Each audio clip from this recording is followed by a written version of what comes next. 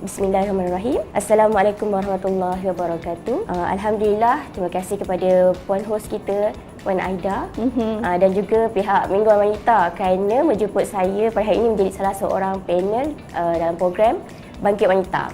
Seperti sedia maklum, hari ini kita share pasal bisnes tudung daripada rumah. Dan saya cerita sedikit latar belakang saya bermula lah. Waktu tu saya masih dalam pengajian, saya ambil jurusan syariah. Kawan-kawan masa tu semua pakai tudung labuh. Dan saya tengok berapa harga yang mereka mampu beli tudung yang mereka suka. Masa tu asalnya saya gunakan sedikit duit PTN tu untuk memulakan bisnes. Asalnya nak buat income saya saja, seronok-seronok untuk bayar duit yuran, bayar duit sewa. Setiap minggu saya akan ulang alik ke KL, ke Kedah. Ulang 2 minggu sekali lah untuk restock. Lepas saya belajar tu, saya dah rasa saya kena ambil serius bisnes ni kan. Asalnya saya jual dengan orang sekeliling, tengok tudung yang mereka pakai, apa tudung yang saya nak jual. Masa tu saya fokus pada satu konsep saja. Saya jual tudung orang lain. Saya tak keluarkan produk sendiri pun. Lama juga saya jual produk orang lain tu dalam 5 tahun. Saya kumpul dulu followers. Saya buka page, bagi orang kenal siapa penjual, apa yang kita jual. Macam tu. Kita kenalkan satu konsep supaya bila orang nak cari tudung bidang 60 contoh, dia tahu nak cari kat mana. Nak cari kat mana. Macam gitu. Lama jugalah saya study dan mencipta satu konsep bisnes ni lah. Lepas belajar tu, saya pun kahwin. Kahwin dalam umur 25 macam tu. Baru saya berani untuk keluarkan produk sendiri. Sebab saya dah ada follower sendiri. Saya dah ada page. Saya dah serius. Masa tu tak ramai penjual online. Kan tak ada orang ramai berani jual online. Saya masa tu tangkap gambar sendiri. Tapi masa tu saya tak jual tudung saja. Saya jadi dropship dekat satu butik ni. Butik tu dia punya konsep bisnes dia adalah menjual baju kain plakat. So saya jadi dropship. Saya datang kedai tu, tangkap gambar satu-satu. Lepas tu saya markup harga. Jadi bila dah ada order tu kan, saya post masa tu. Sebab butik tu dekat je berdepan dengan rumah sewa saya tu. Jadi saya selalu alik. Daripada situ saya bina satu ruang untuk customer ni. Dia punya kita kenal minat dia apa. Dia minat baju apa, tudung apa, harga berapa. Study lah apa minat. Saya study lama juga. Masa umur 25 tu dah start nak kahwin. Duit pakai nak kahwin banyak. Cara dia adalah saya target berapa yang saya kena belanja untuk majlis kahwin tu. Waktu tu saya dah target. Saya kata kalau kita keluar produk sendiri, untung kita besar lagi daripada kita ambil supplier dekat kedai-kedai biasa ni lah. Sebab kita bersaing main harga kan. Kat situ bermula saya keluarkan produk sendiri. Lepas tu fasa dia memang lama sebab bisnes ni dia journey. Dia bukan macam bisnes ni bukan terus jadi kaya, terus banyak duit. Tak macam tu. Kita slow-slow mula jual 20 pieces dulu, lepas tu jual 50, lepas tu jual 100, ikut demand. Dia kena macam tu. Kita masa tak boleh. Permulaan yang masa puan ambil di macam yang mula-mula lah, puan ambil berapa kuantiti? Saya ambil dalam 60 yang masa waktu belajar tu. Waktu belajar tu saya ambil 60. Saya tanya kat kawan-kawan, korang nak tudung apa? Pakai bidang apa? Kita pergi cari, kita jual. Sebab saya dah ada customer dulu sebelum saya decide nak jual apa. Kalau kita decide nak jual apa baru cari customer, saya rasa susah nak pergi jauh. Macam gitu. Lepas tu lepas saya ada anak pertama, masa tu saya buat team dropship. Ada ejen-ejen lah tapi tak ramai sebab kita tak reti sistem ejen ni. Dia lain dengan jual biasa retail tu kan. Masa tu saya masih belajar lagi lah tentang bisnes ni, macam langgar dinding. Tak ada mentor, tak ada orang guide, kita hentam je. Pandai sendiri lah. Pandai sendiri. Start ada anak kedua tu, saya rasa macam mana kita nak jadi suri rumah, kita nak jaga anak, duduk rumah, tapi kita nak run bisnes. Susah. Ada pendapatan sendiri yang kata. Ada pendapatan sendiri. Ada macam susah. Sebab macam kita dalam masa yang sama kita nak bisnes, tapi kita nak fokus ke anak kita. Macam tu. Start tu saya dah slow-slow kurangkan kuantiti bulanan. Contoh macam bulan ni 800 selalu kan. 40 kayu tudung saya ambil. 40 tudung. Saya ambil berkodi-kodi, tudung banyak. Tapi masa tu saya punya waktu dengan anak macam ni terhad lah. Macam susah. Macam kerja lah. Kita buat seorang-seorang. Lepas tu buat dekat ruang bilik. Kita dah sediakan lah. Macam saya buat office. Saya buat almari, letak, susun tudung-tudung tu. So saya ada ruang kerja saya sendiri masa tu. Lepas tu saya macam sementara saya menjual tu, ramailah yang tanya, puan tak ada jual burung ke? Boleh tak puan ajar macam mana buat bisnes ni kan? Ajar sikit-sikit macam tu. So saya decide ramai orang nak buat income daripada di rumah. Saya decide saya kena sediakan Sebab tu saya buat e-book. Satu panduan macam mana nak start up, macam mana nak cari target market, kenal customer apa semua tu. Saya buat e-book. E-book tu dah dalam pasaran dalam 3 tahun dah. Bila saya buat e-book tu, dan sambil-sambil tu saya ada jual retail jugalah. Tapi tak banyak macam masa mula-mula saya run business tu. Masa tu di fasa saya rasa boring. Saya rasa macam tak boleh nak go sebab ada anak dua macam mana kan. Macam tu lah, dia campur-campur rasa macam tak, rasa down macam tu lah masa mula. Dan saya buat e-book tu je lah. Okay. Kenapa bisnes tudung ni bisnes yang menarik dan menguntungkan? Bisnes tudung ni dia ada potensi besar sebab dia adalah barang keperluan kita di fashion. Tiap wanita ni dia suka nampak cantik. Takkan dia nak pakai tudung tu sebulan pakai tudung tu. Paling tak sebulan dia akan beli 5 tudung. Dia ada demand. Sebab rakyat Malaysia ni kan ramai muslimah yang pakai tudung kan. Saya fokus masa tu lah, saya fokus wanita-wanita yang suka repeat order ni adalah cikgu. Sebab dia takkanlah anak murid dia komen, cikgu kenapa cikgu pakai tudung yang sama kan? Yelah kan anak murid sekarang. Betul. So saya fokus, mula-mula saya fokus kat student. So harga student mesti bawah 20. Mesti bawah 30. Sebab student tak mampu beli tudung mahal. Yelah, kira macam masih dalam bajet dia orang lah. Masih bajet dia orang. So kalau cikgu dia boleh beli mahal sikit. Kan sebab dia ada gaji. Macam tu masa mula-mula tu. Dia bisnes ni ada demand. Permintaan dia memang banyak. Lagi-lagi bila raya kan. Raya punya sale memang selalu 4 kali ganda. Ni dah kena siap sedia lah ni nak raya ni. Selalu kalau sale raya ni daripada tahun raya tahun ni habis, kita dah kena plan untuk raya tahun depan. Dia macam itu. Setahun kena plan kalau kita nak main betul-betul. Okay, dalam bisnes tudung ni, bisnes ni kategori bisnes fashion. So untung dia adalah 100%. Ikut margin dia. 100%. Kita boleh buat untung banyak. So, tudung ni dia tak ada saiz. Dia bukan, dia bahan kering. Dia tak ada expired date. Kecuali macam kita buat design ni, untuk setengah tahun ni memang laku. Tengah inau kata. Dia macam fashion kan. Dia macam ada jatuh turun waktu fashion. So kita kena pandai study fashion apa semua tu. Lepas tu tak semua tudung yang kita jual orang pakai. Contoh dia macam saya suka tudung harga 60 ke atas. Ada orang suka tudung harga 30 ke atas. So target market tu banyak. Peluang untuk buat bisnes tu banyak. Kita boleh jual kat parents yang ada anak kecil. Kan? Macam tu. Itu nama dia kenal target market sebelum decide nak jual tudung apa. Tu je key point dia, kenal target market dulu. Sebab tu buat bisnes tudung ni dia menarik.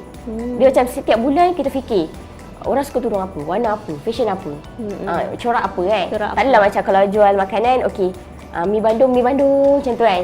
Macam tu. Dia kena pelbagaikan lah orang kata. Dia boleh pelbagaikan. Besar, dia punya market tu besar. Lepas tu wanita ni dia ada satu habit yang tudung dia akan berubah mengikut situasi. Dia macam kalau pergi kerja tudung lain. Kalau di pasar tudung dia lain. Ya. Hantar anak tudung lain. Macam gitu. Dan warna pun lain. Biru pekat, biru cair, biru segala biru lah. Biru saja ada 10 kategori. Ya, 10 kategori biru. Itu wanita punya sifat. Kalau lelaki dia tanya warna apa ni? Biru lah. Biru. Kalau perempuan ada biru turquoise, biru sekian-sekian. Sebab tu kata senang nak menjual tudung ni, kita ikut selera orang perempuan. Orang perempuan ni dia membeli dengan nafsu dan juga emosi dia. Jadi kalau kita buat limit kan, design ni kita keluarkan 100 pieces saja. Kalau puan lambat dalam masa sehari akan sold out. Tak tentu arah dah tu. Tak tentu arah, dia macam menggelabak-gelabak kan.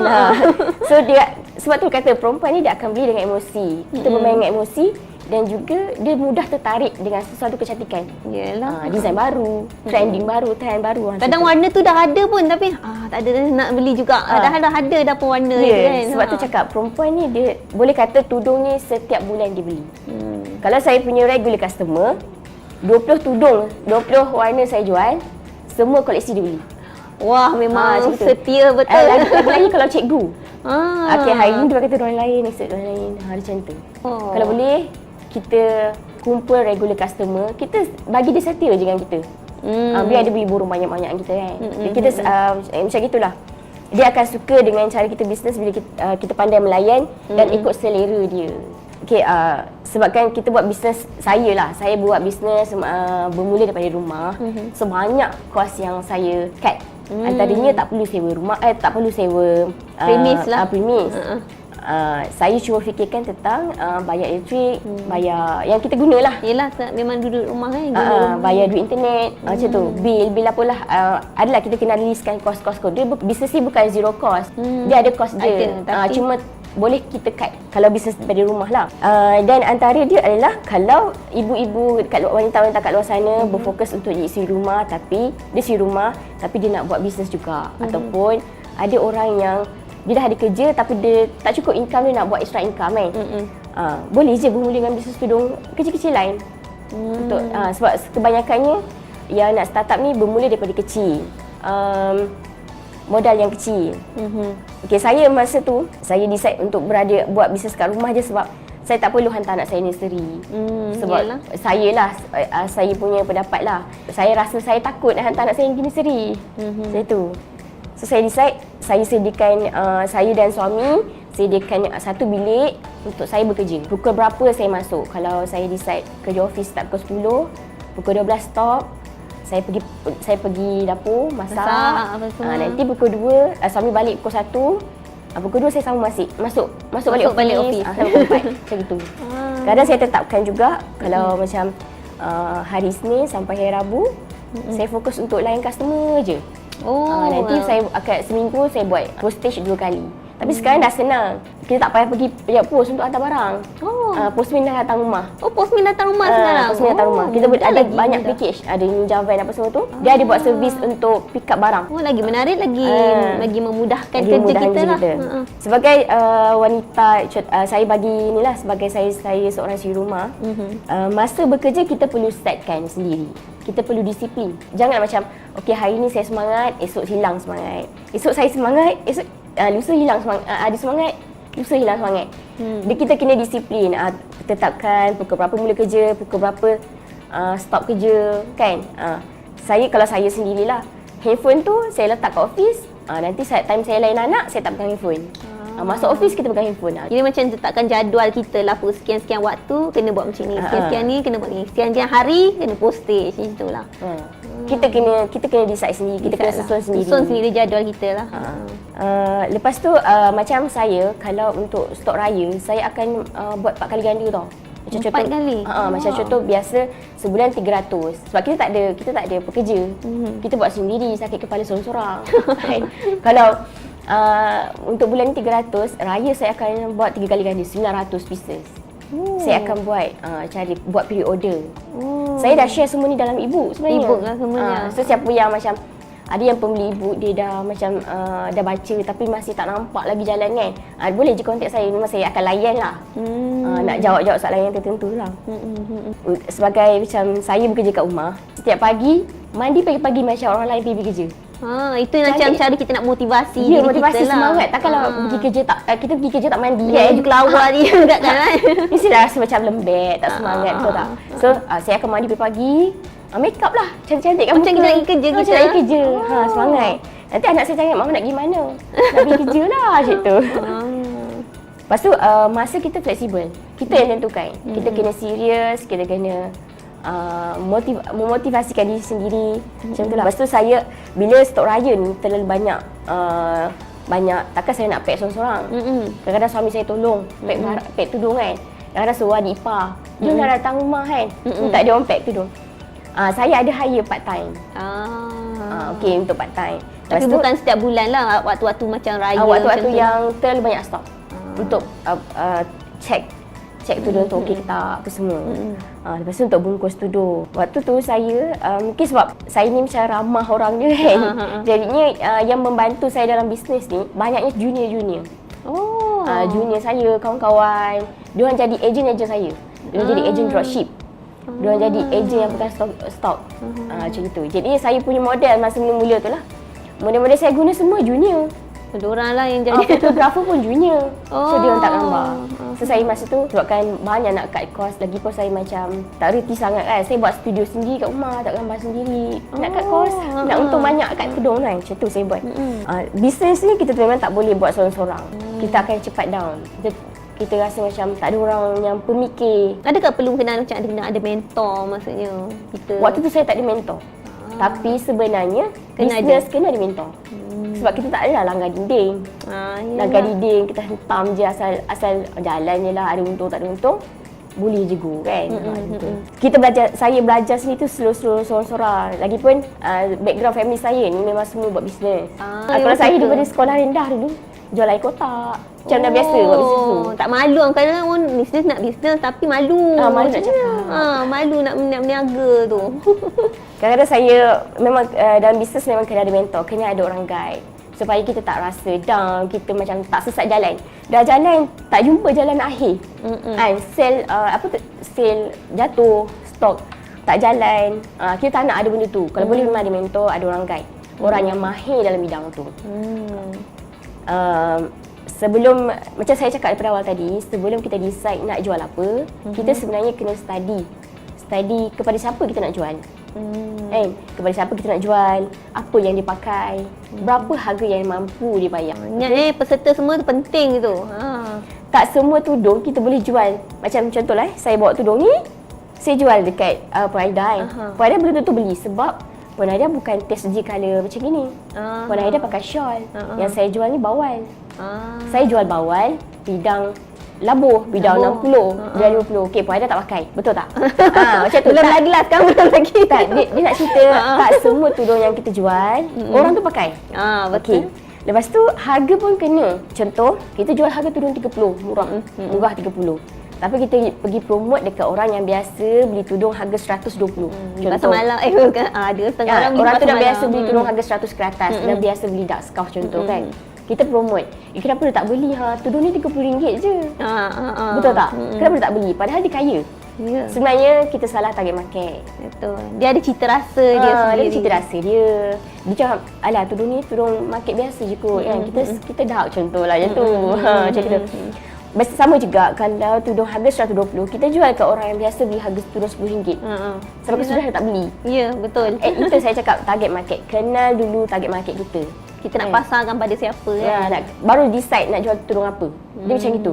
Bukannya macam kebanyakan yang beli ibu saya ni, mungkin dia ada skip baca step yang saya share tu, dia ada skip.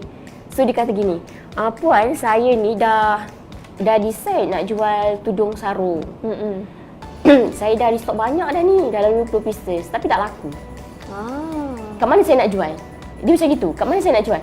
Maksud saya cakap, first kali belajar, kenal kepada siapa kita nak jual, baru kita decide barang apa kita nak jual.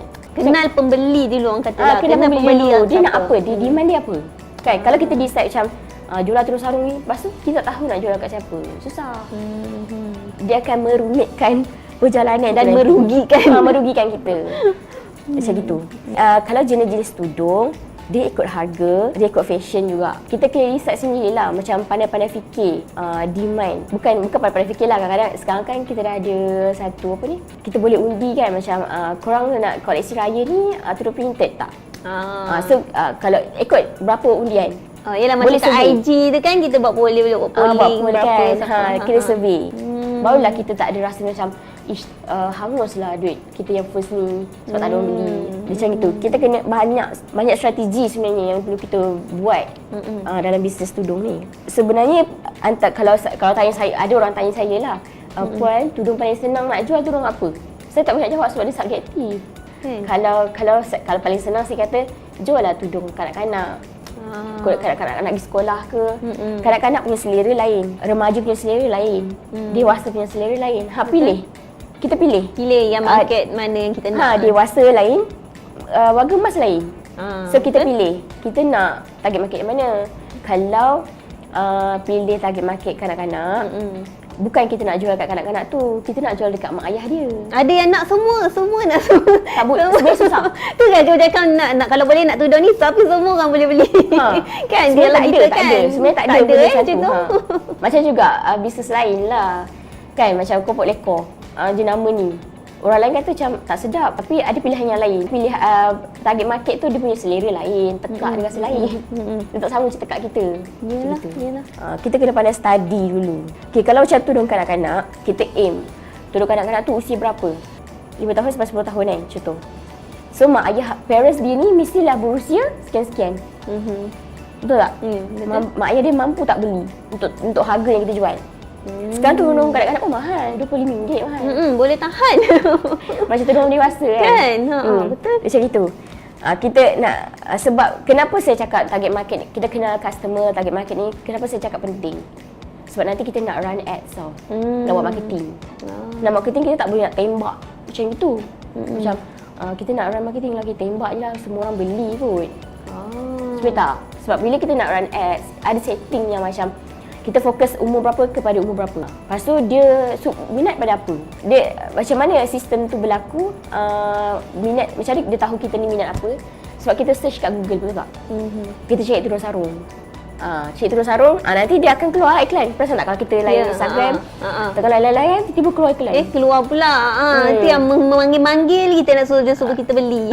Lepas tu dia cakap, baru tadi siang kita cakap pasal tudung tudung sarung untuk anak kita. Dah keluar kan? Dah keluar iklan. Dia macam itu. Kalau kita tak kenal target market punya selera, susah kita nak buat ads tu, susah kita nak buat marketing. Itulah salah satu sebab saya akan cakap benda yang paling penting adalah kenal target market tu dulu. Lepas tu untuk permulaan kan, saya tak suggest untuk keluar lebih daripada 2K. Tak boleh lebih daripada 2,000 ya?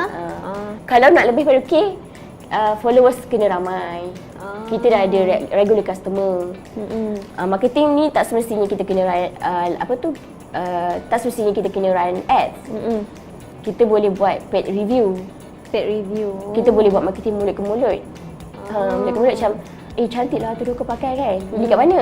Beli dekat Madiaska macam tu. Waktu saya mula-mula tu kan saya ni buat satu konsep sahaja bisnes. Bisnes tudung saya, konsep dia adalah tudung labuh. Bidang 50, 55 dan 60. Tudung besar lah saya sebab demand saya, pada saya punya demand ni 45 tu kurang. So saya tak keluarkan. Jadi bila ada orang contact, dia cakap, puan tak keluar bidang 45 ke kan?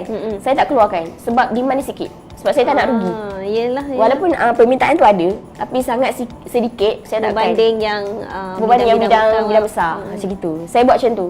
So saya pilih satu konsep tudung labuh. Jadinya bila customer nak cari, saya pakai tudung labuh, kat mana saya nak cari? Saya cari dekat IG shop ni.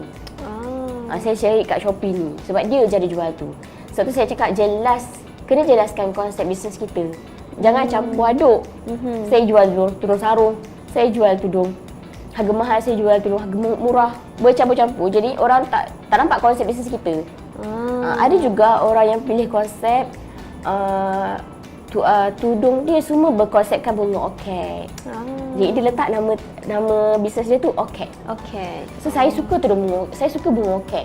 Kat mana saya nak cari tudung bercorak orchid? Dekat sini. Mudah. Dia kena cipta satu macam mungkin kelainan yang menyebabkan orang datang nak beli kat tempat kita tu Konsep tu kena jelas, jangan serabut semua nak jual. Semua nak macam marba je. Jadi kalau semua nak jual, yang tu laku, yang tak laku. So yang tak laku ni kita nak buat macam mana?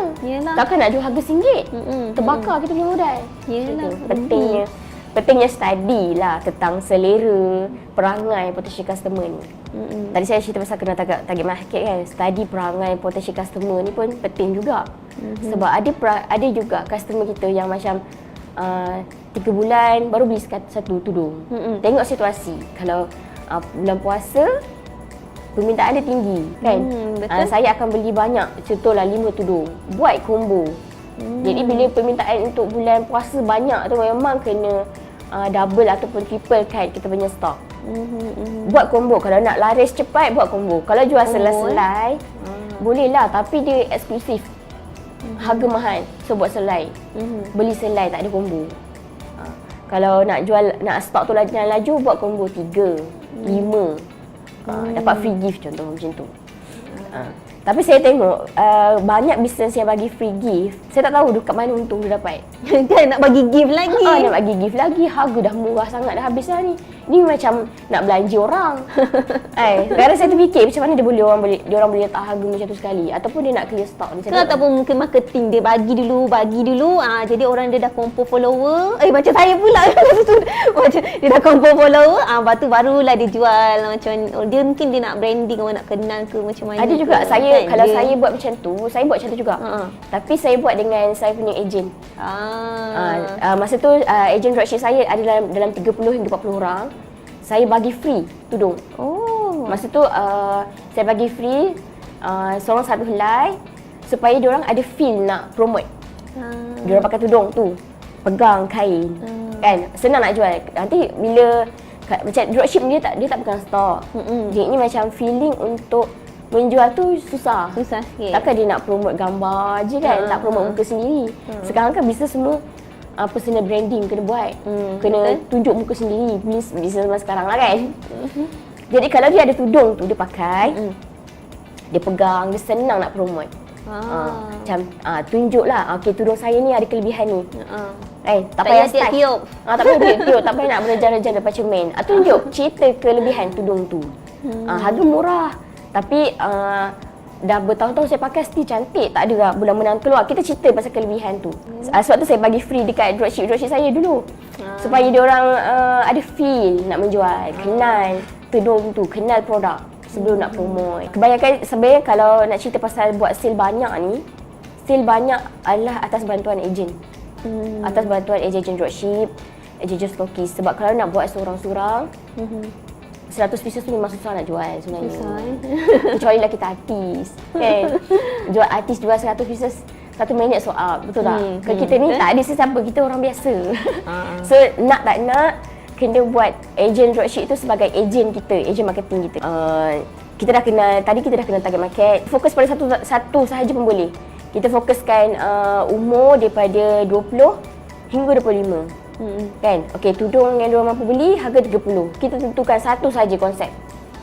Bidang berapa? Bidang 20 contoh. Okey, senang kita nak buat ads ke apa ke tu nanti senang. Dan fokus fokus. Buat slow-slow, fokus satu benda dulu. Jangan tamak. Yalah. Sebab diorang fikir buat bisnes ni kita cepat kaya. Sebenarnya bisnes ni journey. Ada masa jatuh turun dia kan. Okey, lepas tu kita kena buat misi dan visi tu dengan jelas. Kalau kita tak ada misi dan visi, memang kita cepat down. Ke mana kita nak bawa bisnes ni pergi? Adakah untuk okey cukuplah sale bulan ni 5,000, saya ambil lah 1,000. Cukup macam tu, macam tak. Tak ke mana? Kena contoh misi dia gini. Saya nak bulan ni jual 1,000 pieces. Visi dia jauh. Sebab satu hari saya nak buat kat butik, saya nak buka warehouse, saya nak jadi pemborong. Saya nak jual burung kat orang. Ya, saya tak nak jual cerita tu ada lah, kena ada cerita-cerita tu kena ada. Dalam bisnes kena buat macam tu, kena buat misi dan visi.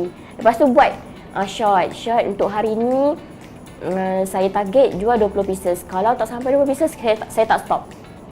Dia kena buat macam tu. Supaya kita serius. Kalau macam saya tak ada market kan, lantaklah tak ada rezeki. Ada lah gitu. Allah tak bagi kita rezeki kot macam tu. Hari ni tak ada rezeki. Kan? Senangnya cakap macam tu. Tapi sebenarnya kalau kita ada target, kita minta ke Allah, seiring lah. Sebenarnya senang. Kita dah kenal target kita dah tahu cara macam nak promote, betul tak? Targetkan satu hari jual 20 pieces. Kalau tak dapat 20 pieces, saya tak stop. Boleh buat macam tu. Lepas tu sebulan, saya nak jual 500. Setahun saya nak jual contoh 10,000 contoh. Tapi jangan pergi jauh sangat. Jangan macam hari ni saya nak sale bulan ni saya nak sale 5,000, bulan depan saya nak 10,000. Susah. Dia kena macam okey, mula 5,000, lepas tu 7,000. Dia kena tetapkan sasaran tu yang munasabah lah. Munasabah lah yang kita boleh capai. Nanti kalau tak capai kita stres. Macam bolehlah kita rasa macam bisnes ni tak ada harapan. Ada sesi soal jawab. Ada lagi tak perempuan boleh sampaikan lagi? Kita banyak soalan ni, kita tengah kumpul soalan peserta ni. Ada satu lagi saya nak share. Kebanyakan orang yang nak start up bisnes ni, dia rasa modal tu ada 500. 500 ni kena habis dekat 500 ni kena habis dekat stok saja. Sebenarnya salah. Berani untuk invest dekat marketing. Okey. Contohlah, saya bagi contoh saja jangan buat nihau pula. Okey, modal 300. Marketing kita kena save macam invest 200. Kena buat macam tu sebab lebih kurang hampir separuh tak, saya buat contoh saja. Buat contoh ikut stok. Kalau saya buat marketing ikut stok. Kalau stok sikit, bajet marketing tu sikit lah. Kalau stok tu banyak sangat, marketing tu kena besar. Dia kena pandai buat kiraan tu, kena pandai sendiri lah kan. Sebab tak semua orang tahu invest marketing ni mampu buat sale yang banyak. Sebab dia rasa duit modal tu hanya habis kat stok saja. Stok saja. Tiba-tiba kita lupa bahagian marketing. Marketing. Dan sebenarnya marketing banyak. Boleh buat Google Ads, IG, Instagram lah, apa semua tu kan banyak lah. Kena explore lah, tengok yang kena buat paid review. Paid review ni pun sebenarnya ada cara dia. Kan?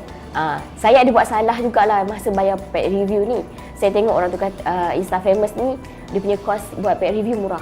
Saya pun macam boleh lah ni bayar kat dia kan. Kita bagi tudung kat dia, dia takkan bajet cantik. Sekali bila lepas dia upload gambar tu, tak ada orang beli. Tak ada orang PM pun. Aduh duit dah habis lah ni, tudung kita dah bagi free kan. Lepas tu gambar memang cantik lah. Lepas tu barulah saya study lah followers dia lelaki. Aduh, salah rupanya. Salah. Dekat situ saya study tau. Kalau saya nak bayar, nak buat paid review dekat Insta Famous ni, saya study dulu. Dia tahu juga kena followers dia juga. Followers dia pakai tudung apa. Aduh, kenapa dia follow Insta Famous ni? Mesti sebab dia suka Insta Famous ni pakai baju apa, tudung apa, betul tak? Macam gitu. So, bila saya study, saya bayarlah. Tak kisahlah dia kata, okey, untuk satu dia akan ikut macam satu feed ni dekat dia punya page harga 200 contoh kan. Saya bayar 200, saya bagi tudung. Saya dah study dia punya followers apa kan. Terus berdua-dua dalam masa satu hari tu habis stok saya. Sebab saya study. Saya study dia punya followers pakai tudung apa. Kena buat macam tu. Jadi bukannya tangkap muak orang kata asalkan famous, banyak followers. Sebab saya dah pernah terkena. Bayar-bayar, aduh tak ada sale langsung. Bazir duit. Bazir tudung. Okey, kita banyak soalan ni sebenarnya Pemadiha. Okey, ni antaranya Aida yang sempat baca lah Jadi kalau siapa nak hantarkan soalan boleh hantar lagi, kita boleh bacakan. Okey, salah satunya ni daripada Puan Arni Hashim. Dia kata, apa formula asas untuk letak harga tudung jualan? Formula asas mungkin dia nak tahu, bagi saya mungkin berdasarkan harga kos dan juga mungkin keuntungan berapa kita boleh letak ambil ke macam tu, mungkin dia nak tahulah. Okey, kalau ikut pengalaman saya lah. Saya selalu akan letak bagi untung double ataupun lebih daripada double tu. Sebab kita banyak kos tersembunyi sebenarnya. Bila kita jumpa supplier, dia kata harga tudung ni saya bagi selai RM6. So kita fikir modal kita adalah RM6. Sebenarnya tak. Kita akan bayar bil-bil bulanan. Kita akan bayar photoshoot kalau nak buat photoshoot. Kita akan bayar marketing. Dan gaji kita juga. Gaji kita. Kalau tak ada untung, tak ada gaji kita. Kita kena buat gaji. Jangan rasa macam duit company tu duit kita pula kan. Kita kena bayar gaji. Untuk selamat dia sebenarnya ada application untuk kira margin. Ada application nanti search application untuk kira margin tu, letak harga modal lepas tu kira. Kalau nak selamat kena buat harga double ataupun triple. Contoh modal dalam RM20 letak harga RM60. Dan harga tu tak boleh letak suka hati. Kita kena tengok kualiti kain. Kalau macam kualiti tak cantik kan, tak sedap lah kalau orang pakai macam terkeras terkejur kan. Tak mahal pun tak padan. Contoh dia beli dia beli kat Jalan Tan RM6. Sekali dia jual harga RM50, tak padan. Dia tengok padanan material juga. Material lah, kena kualiti elok, kita boleh lah nak letak dia base sikit, mahal sikit harganya kan. Sebab kita nak regular customer, kita nak orang repeat order. Betul, repeat beli. So kalau macam first impression dia dalam gambar, cantik ke model ni yang cantik. Kan? Bila kita pakai tak cantik. Bila kita pakai tak rasa macam kain ni best lah. Tak best. Bayar mahal dah. Yelah. Kena pandai letak harga lah. Kalau saya nak selamat buat triple punya harga. Triple Patut orang kata kos tudung ni untung besar. Untung banyak. Untung besar. Triple Kalau saya suka letak harga untung 20 ke atas. Sebab pembeli ibu saya ada yang letak, puan boleh tak saya ambil untung RM5 tu. Yelah, kadang-kadang nak jimat ataupun macam takut tak sampai. Ada setengah-setengah ni tak sampai hati nak jual mahal sangat, takut tak ada orang beli. Dia kata gini, saya tengok kat Shopee harga dia RM10. Takkan saya nak jual 20 macam ni kan. Saya cakap letak value dekat bisnes awak. Kan? Orang tu jual, betul tak orang tu jual tudung yang sama dengan kita, betul kita banyak pesaing. Tapi letak value, kenapa orang kena beli kat kita? Dekat kita dapat harga combo. Lepas tu kita akan bagi dia contohlah orang bagi apa orang panggil, kalau kita beli dapat point lah, contohlah bagi value ke orang. Kita macam itulah nak cerita. Kalau kita rasa kita bersaing harga kan, sampai sudahlah main harga. Okey, kita ada lagi satu Puan. Soalan daripada Puan Amy. Dia kata, adakah sebarang tip pembelian tekstil dan hantar kepada penjahit untuk keluarkan tudung? Maksudnya dia beli kain lah, dia hantar. Ada tak apa-apa tip nak kongsi? Ikut pengalaman saya, saya mesti tak reti. Saya kan main langgar dinding je. Saya beli 20 roll kayu. Saya tak beli meter, saya beli kayu. Saya hantar dekat tailor tu sebab murah. Bila dapat dekat saya kan, banyak kain rosak. Aduh, sayang. Kena minyak mesin. Lepas tu mesin dia rosak. So benang dia tu kait situ. benang dia tu macam sana cerita kalau benang yang cantik dia akan macam padat rapat. Dia rapat. Bila mesin tu rosak, dia punya benang tu jarak-jarak. Tapi saya dah terhantar kayu tu.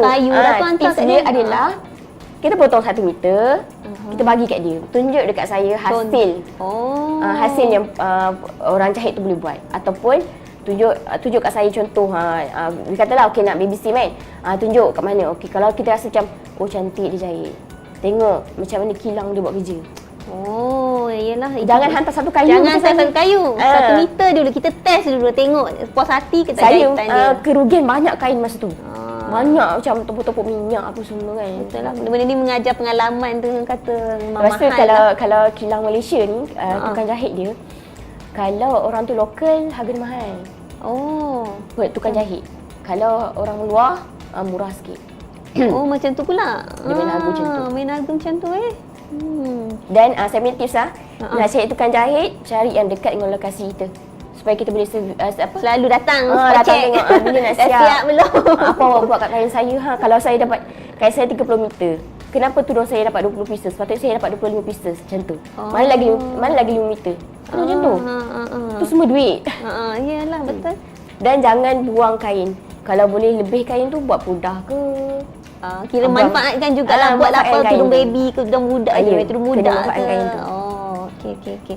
Okey, dia ada lagi pada Encik Saha. Kita ada juga peserta lelaki ni. Saha dia kata, apa perancangan untuk mengembangkan lagi bisnes tudung ni? Adakah ingin mengeluarkan produk baru? Ya. Saya visi saya yang terkini ni, saya dengan tim saya, kita ada keluarkan package pembelian burung. Kita keluarkan produk sendiri. Tapi kami tak letak brand. Tudung tu boleh letak ialah untuk startup, orang yang nak mula bisnes ni, dia nak ada jenama dia sendiri. Slow-slow naikkan jenama. So kita keluarkan tudung printed ataupun tudung plain yang tak ada jenama. So bila kita jual burung, orang tu boleh letak tag. Supaya jadi jenama dia. Dan kami punya konsep yang terbaru ni, saya boleh guide. Termasuk sekali package, kita akan sediakan 3 package. Saya guide one to one. Macam mana nak clearkan stok tu. Macam mana nak buat iklan, macam mana saya akan ajar. Lepas tu boleh letak brand sendiri. Kita tak letak, saya tak letak macam ni kan. Saya letak hood scarf. Yang tu tak, saya bagi kosong je lah. Kita pandai lah nak letak nama sendiri ke apa. Yang tu kita punya projek yang latest. Menarik boleh. Menarik. Okey, lagi ada daripada Puan kejap yang saya tengok ni, Puan apa? Haifa Selamat. Dia kata orang jual tudung ni ramai sangat. Macam bagaimana saya nak pastikan tudung saya ni tak tenggelam betul. Yang bab tudung gitu sampai tak tahu ni ada jenama ni memang tak tahu, tak terpilih. Jadi dia kata macam mana dia nak pastikan jenama dia tak tenggelam. Okey. Betul dekat pasaran banyak pesaing. Tapi macam yang saya cakap awal tadi, setiap orang minat dia berbeza-beza. Pilih satu konsep. Konsep tu penting Contohlah, kita ada tudung, kita jual tudung bidang kecil, bidang 45 sahaja. Orang lain pun jual bidang 45 kan. Tapi kita buat konsep lain sikit. Kita punya lain sebab ada ni. Kita punya ni ada chop dia sekian-sekian. Macam tu kita kena buat kelainan. Jangan main harga pula. Untung tak ada nanti. Memang pesaing memang ramai. Kita nantikan. Kita pandai lah, kena cari keunikan kita punya produk tu kan. Kena ada value.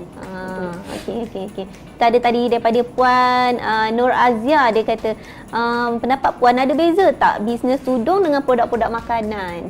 Ada. Beza. Margin dia pun beza. Kalau semalam saya borak dengan kakak saya kan. Kakak saya dia buat makanan baby food. Kita borak-borak pasal margin, keuntungan lah. Dia kata sebenarnya yang paling senang buat keuntungannya adalah keuntungan fashion. Berbanding dengan makanan. Makanan dia main dalam margin sikit.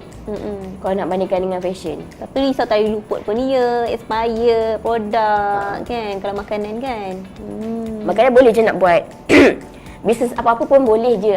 Ada berpotensi bila ada demand, tu je. Betul. Okey, mungkin ni daripada ramai ni masuk bertalu-talu ni soalan daripada ni. Okey, ni yang mana sempat yang Aida akan bacakan. Daripada Puan Zeti Aina, dia kata berapa modal dan kos untuk memulakan bisnes tudung jenama sendiri dari rumah. Selepas tolak kos, betul ke boleh jana untung sehingga RM15,000 sebulan? Dia nak tanya tu, betul ke? Okey, cerita pasal RM15,000 sebulan ni sebab saya dah ada follower sendiri. Saya dah ada regular customer sendiri. Setelah berapa tahun bertapak tadi? 12 tahun ke berapa? 8 tahun. 8 tahun. Okay, maaf. Masa tu sebab boleh buat keuntungan sampai 18-15K tu bila kita dah ada customer kita sendiri. Kita dah ada platform kita sendiri. Dah ada repeat repeat customer lah, regular dan customer. kena pandai buat marketing. Kena invest pada marketing. Tak berkira lah bab marketing. Tengah orang bab marketing ni memang berkira sikit kan. Tak ada bajet dalam marketing. Macam mana kita nak orang datang kat kedai kita, kita tak buat marketing. Kita tak war-warkan kat mana kita jual. Macam mana orang nak cari? Okey. Ada tadi tanya ni daripada Puan Zamina Hassan, dia kata bila masa terbaik untuk mulakan bisnes tudung ni? Masa terbaik katanya. Bila? Esok. Sekarang. Sekarang. Dia tak ada masa. Tak ada masa dah Ikut kita punya. Kalau kita rasa macam bersantai-santai dengan income yang kita ada, bolehlah mula tahun depan. Kalau kita rasa macam banyak guna duit ni lepas ni kan, kena mula sekarang. Mula sekarang, betul? Mula daripada kecil-kecil. Kalau package yang saya sediakan ni bermula daripada 10 pieces je. Kalau beli dekat pemborong lain, diorang akan jual 20 pieces. Banyak. Tapi package yang kita sediakan ni nanti 10 pieces pun boleh kita buat. Lepas tu saya ada buat panduan ibu tu, dia macam kebanyakan yang beli ibu ni berjaya buat tudung. Buat tudung dalam diri. Mungkin yang permulaan tu macam mungkin malu lah nak jual kat Instagram pun tak pandai nak post macam mana. Mungkin boleh jual dengan kawan-kawan dulu ke jiran, duduk taman, semara ipaduai semua kita boleh jual dulu kan. Tapi orang bisnes ni memang tak ada rasa malu. Macam mana? Alamak. Macam mana nak berniaga kalau ada malu? Tak. Itu yang paling penting tak boleh nak malu tak nak berniaga. Kita kena tak adalah rasa malu. Kalau rasa malu macam mana nak jual? Okey. Buat permulaan, ni ada lagi satu yang kita. Buat permulaan, adakah lebih elok saya beli tudung secara borong, kemudian menjual dan menjenamakan semula, atau saya upah orang untuk menjahit dan menjual tudung? Sebab dia ada situasi, dia nak tahu buat permulaan ni mana satu dia nak pilih. Permulaan dia saya suggest sebaik-baiknya adalah jual produk orang lain. Sebab orang tak kenal kita. Orang tak kenal kita, orang kenal brand orang tu. Tapi kita boleh jual. Macam saya pun 5 tahun saya jual produk orang lain. Lepas dah ada ramai customer, kita dah boleh bajet. Okey, kalau kita launch 500 pieces ni boleh habis berapa minggu. Kita dah boleh target sebab kita dah lama jual. Sebaik-baiknya adalah jual produk orang lain dulu. Letaklah brand. Kalau tak ada brand, fikirkan brand. Letak kita punya nama kat situ. Slow naik. Mula dari bawah lah, orang kata sikit-sikit macam tu kan. Okey, lagi ada daripada Kasih ni, dia kata macam mana nak handle ejen-ejen jualan tudung? Boleh pak kongsikan tipsnya? Ejen-ejen jualan tudung. Kita ada ejen, macam mana kita nak handle ejen? Mungkin cara yalah macam mana kita nak handle ejen dengan produk kita ni lah. Jual ejen kita kena selalu guide dia lah. Kita kena selalu tanya masalah dia apa. Kalau dia ada masalah masa, kita ajar dia susun masa. Kalau dia ada masalah kewangan, kita tak boleh nak tolong. Tapi kalau dia ada masalah peribadi dia sendiri, ketua apa-apa hal pun, ketua memang kena pandai lead.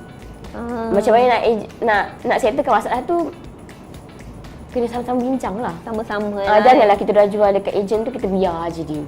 Kena guide lah, kena bagi panduan dia macam mana tips. Kena buat sistem. Sama ada kat Telegram ke. Buat sistem kat Telegram, senang buat sistem. Okey, banyak sangat perkongsian yang memang menarik. Mungkin Puan ada kesimpulan, ada apa-apa lagi nak disampaikan buat para peserta yang nak mulakan bisnes tudung ni dari rumah. Mungkin ada apa-apa nak dipesan, pesan terakhir? Saya harap wanita-wanita kat sana berani untuk berbisnes. Sebab majoriti semua orang ada bisnes. Sama ada join MLM ke, bisnes sendiri ke, semua orang dah buat bisnes sekarang. So kena berani dan bermula dari sekarang. Mula dari sekarang jangan tunggu-tunggu